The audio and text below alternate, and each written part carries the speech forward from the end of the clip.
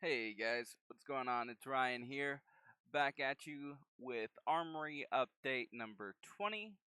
This is the weekly series where we go through just the recent armories I've been playing, or my family has been playing, and go through how our matches went. We're not always getting first place, but we do like to showcase when we top and just what the build was.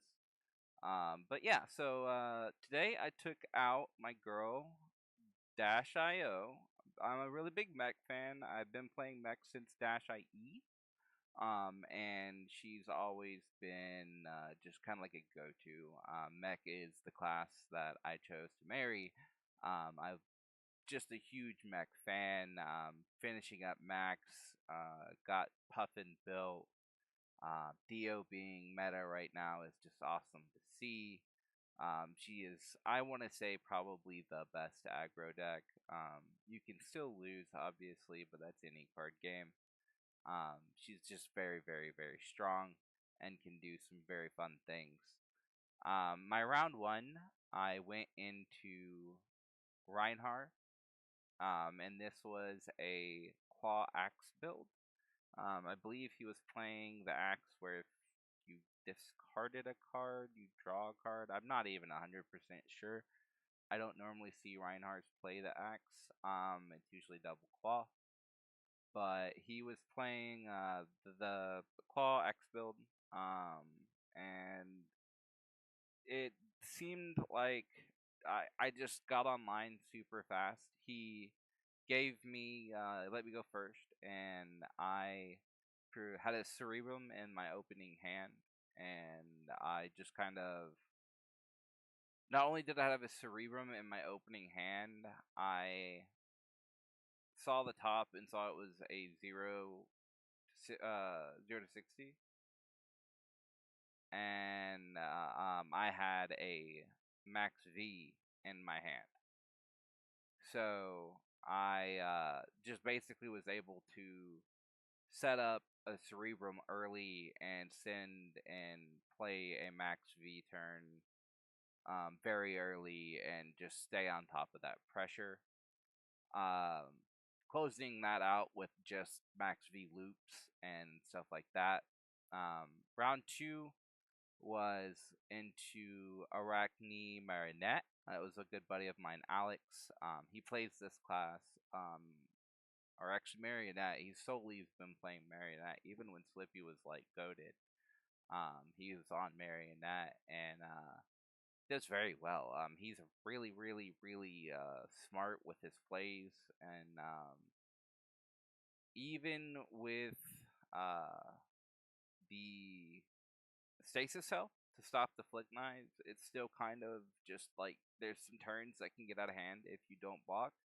And I feel like I over cited in items because I had two hands that were just all items that didn't convert at all. So it was just like a boom grenade in a Teklo pounder and a Teklo core, and so it's so just two all no damage hands. I kind of, but I still drug it back down, playing smart, blocking when I had to and could. I drug it back down, got him to 6, but he blew me out with I want to say it was to take the mantle turn for sure, and then take up the mantle turn, and then but on top of it, I think he switched it into something with that was a blue. It had just a nick as well, so really big turn. I don't think Assassin is out of the race at all. He ended up killing me. As I said, he was at 6. I was dead. So very, very good job on his part. He played that amazingly. Shout out to Alex. Always love practicing against him because he kind of shows me where I actually stand into the Marionette match. And then round 3 was my brother KO. He's on KO. As always, he is back to brute, back to brute. It was good though. It was. I mean, he played exceptionally well. He was playing the D-Reacts that could kill me if I ever got down to 2. Did not get down to. Whoa, no, I can't even lie. I did get it when the game ended. I was at two, but he had to give me his 2D react, the 2D reacts he played early to cover up a heist. Because I had launched a heist with Goliath. No. So I was playing Cogworks. Oh, the double heist turn. Coupled up a double heist turn with his D-Rex. That's what it was. And but yeah, so we essentially got the two. But I saw a turn where I was able to double Spark of Genius into a Cerebrum and a backup protocol and send a wider max V turn at the end of the game. It was like 7 chain links ending on the max V. So it's super, super wide and ending on that 10 at that late of with no armor and stuff like that to kind of cushion you is just really hard to get through. But it was a super good match. I'm loving Dio right now. Super fun. I think if I had more practice into the Arachne matchups, I could do a little better. I'm not saying Dio she's favored into them at all. But Dio is able to, if she sees the cards in the right order, she can do the funny thing and just kind of blow you up. But let's go ahead and get into kind of some of the deck tech. For the gear, we're playing Achilles Accelerator, obviously. Adaptive Plating, which is a new include. Galvanize an item, and it gets +2. And you're playing this solely because in higher seas, we got Cogworks Tinkerings. And Cogworks Tinkering states when this defends, create a golden cog token. So you can order it to where you create the golden cog token, defend with adaptive plating, while you're defending with adaptive plating, and then galvanize the golden cog you just made. Crown of Providence is your go-to helmet on Dio. It's a hand fixer and it saves you from CNCs. Goliath Gauntlets for those aggro matchups. Or if you just think you're going to want to be pushing damage, definitely Goliath Gauntlets. Symbiosis Shot is my go-to. I never see a reason for Hanabi. Maybe that's why I lose to Rockney, but I love Symbiosis Shot. This gun is just it's Dash I.E at its core. It does everything I think the gun should do. Tekla Foundry Heart, obviously, and then Visitronic Model I is what I chose for Adapta or for AB. Just in case we can't run into a Wizard or Runeblade. Shout out to the one Runeblade player. He's a newer guy there. I don't remember his name, unfortunately, but he took 2 Blitz decks and made a Florian deck, and I watched every game because they were the most entertaining games by far. By far. And like he was pushing these fully built decks to like 2 on like common gear. It was so interesting to see. And like he didn't even have any like he didn't have the scepter or anything, just playing out of the box Runeblade Florian. So I love to see things like that in Flesh and Blood still. But if we get into the deck list, it is 3 backup red protocol, 3 boom grenade red, convection amplifier, 3 expedite red, 3 fast and the furious, 2 heist, maximum velocity at 3, outpace at 3, which this is also a newer include. I like this piece because it allows you to play around gear like Flashback because they can't block with equipment, allowing you to extend your chain further without being disrupted by the last card or on your last card. Pulse Wave Harpoon at 3, it's the only disruptive card we really have that is consistently disruptive in every match, so you have to be maining it at 3. I pulled a Blood Rush with this. I pulled a I can't tell you just how many value cards you can pull on a four chain link pulse wave. Sprocket Rocket is one of the other newer inclusions. Now I have seen this in older lists and older variations, playing red Sprocket Rockets because you're just trying to see more zero for 3 go agains to line up and make your maximum velocity turns. T-Bones, we're playing the 3 reds and the 3 blues. throttles. We're playing just the 3 reds now.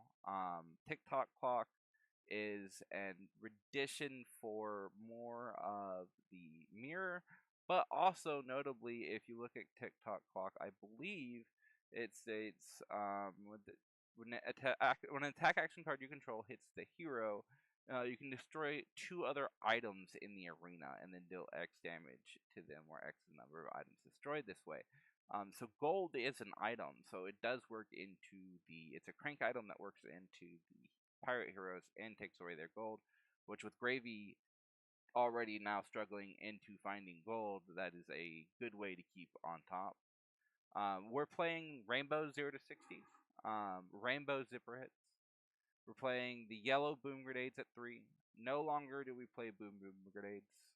It just seems like we've got too many more valuable cards to go in those slots. Spark of Genius at 3, obviously. Cerebrum Processor at 3. Those are the 2 goated cards in the deck. Those 2 cards alone just make this deck feel so nice, and it's the draw power is really, really something when it's working right, when you're seeing the cards in the order that they are supposed to be seen. No Time Zone, a newer inclusion since it came out. I believe this was in the Hunted. Yeah, this was the Hunted, and it is basically you can just name a card and they can't play it from hand as long as it's on the field.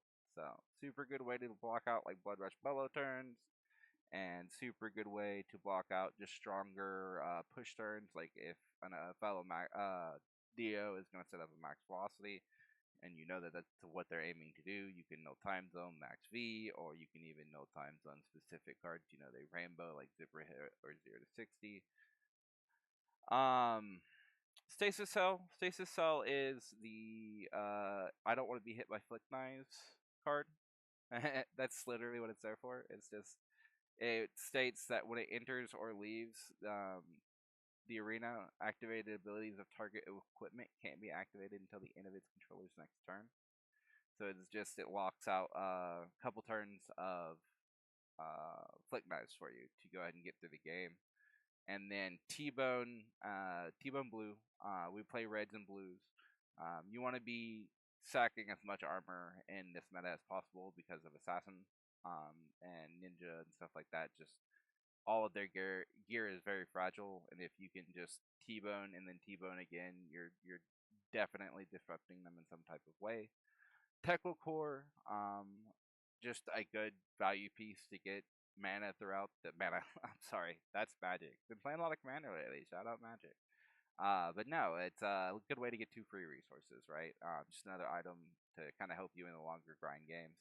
Teklo Pounder, a must. It seems like every deck can fatigue you now if they try. So you just Teklo Pounder to make sure your boom grenades are hitting, as well as Convection Amplifier. And then we've talked about the Rainbow 0 to 60s and Zipper Hits. But yeah, so this is the Dash deck that I was piloting.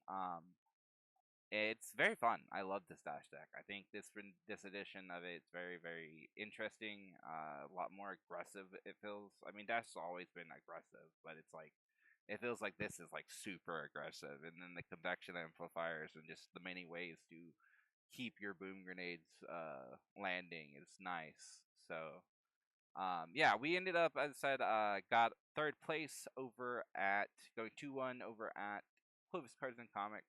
Really love that shop. Always has a great vibe. Got our PQ back in the Valley. They are hosting, and shout out to them too. They always try to make sure we have product we want. But not only that, he let us prize out Master Pack Guardian. That was sick. That was awesome. I loved him for that. That is goated. He's really taking care of Clovis Cards and Comics and Tim and Blue Show Gaming, all really taking care of the Flesh and Blood community down there. So yeah, if you're ever in the Valley and want a good spot to just jam some games of Flesh and Blood, definitely Clovis Cards and Comics. Super good place to chill. So, but yeah, that's it for me, guys. We'll talk to you later, and y'all have a good night.